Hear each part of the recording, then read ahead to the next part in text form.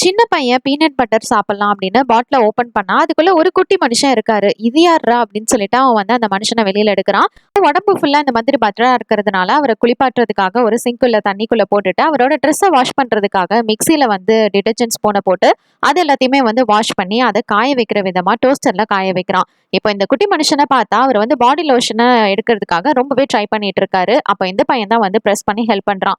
அவரோட மேல் ஃபுல்லா வந்து பாடி லோஷனா கொட்ட இதுக்கப்புறம் இவரு அந்த இடத்துல வந்து சிங்க்ல இருக்கிற தண்ணியில வந்து வாஷ் பண்ணிட்டு அவனுக்கு வந்து தலையெல்லாம் சீவி விடுற விதமா அங்க இருக்கிற டூத் பிரஷை வச்சு அவன் வந்து தலையெல்லாம் சீவி விட்டு மாடர்னா டிசைனா அவனை வந்து அழகு பார்த்துட்டு இருக்கிறான். போயிட்டு இருக்கு. இவங்க 2 பேரும் ரொம்ப க்ளோஸ் ஆகுறாங்க. அப்போ ஒரு ஆள் வந்து இவரை வந்து பாத்துற இவன் என்ன பண்றான்னா அவனோட பவரை யூஸ் பண்ணி அந்த மனுஷனை கல்லா மாத்திடுறான்.